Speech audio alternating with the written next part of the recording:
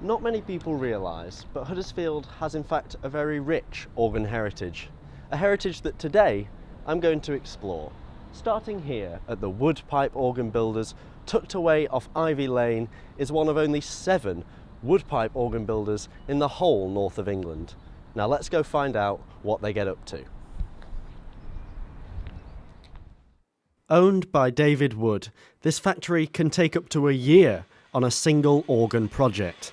I asked him what the majority of their work involves. Yeah, the bulk of our work is restoration of organs. We do a lot of work for English Heritage at the moment. We're doing restoration of sort of Victorian or Edwardian organs, although we recently restored an organ, an East Riding, which was made in the 1690s. So we do a lot of specialist restoration. The market for new organs is not what it once was, so a lot of restoration work and day-to-day tuning. I've done 2 tunings today. So it seems Huddersfield's organ heritage starts with some of the highest quality restoration work in the country. But I think now it's time to go in search of an organ that wasn't in hundreds of pieces. I've come to Huddersfield Town Hall to meet borough organist Gordon Stewart and learn a little bit about a very special organ that is kept in this very building that today he is doing a show on.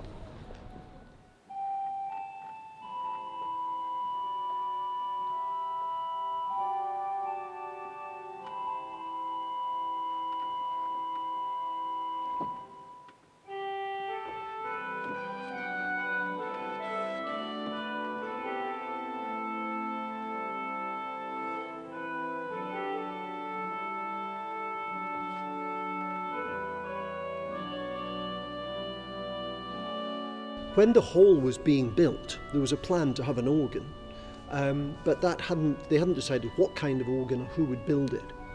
And just at that time, a hall in Wales, which had become it was an exhibition hall, and they'd put this big organ in it, but it was never being played, it was never being used. So after 10 years, they decided to put it on the market.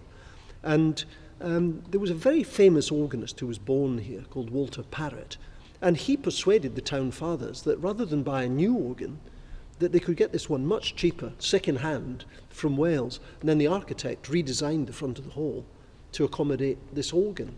How did you become the Borough Council organist back in 1989? By the time it got to 1980, the organ really was in quite a bad state and it needed major work. So they did a complete rebuild of the organ. And having done that, it was very important the organ should be heard. So the easiest way to do that was to go back in history to a time when a hall like this would always have had a borough organist or a city organist, as in Leeds and Birmingham. And that's why, they advertised and I had to audition and then I was appointed. After being hugely inspired by the heritage and the history of this organ, I was thrilled to be allowed a bit of a go myself. Now, if you want the lowest note on the organ, then you can have, just pull that one out. Now, the pipes there are 32 foot long. That means that they're speaking 2 octaves lower than the normal pitch. So just have a quick, play that chord. It's incredibly low. And you can have it an octave higher, and an octave higher than that. And if you then press that button 8 there, and then do that same thing at sit.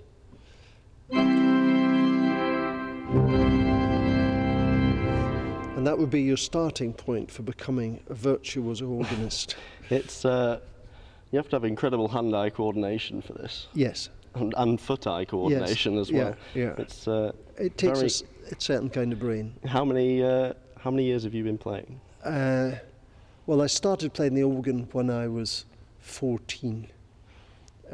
So next year it'll be 50 years. Oh wow, very impressive. Well, thanks very much for this lesson. After my little lesson, I left Gordon to his performance rather amazed at the unlikely relationship between Huddersfield and this marvellous musical instrument.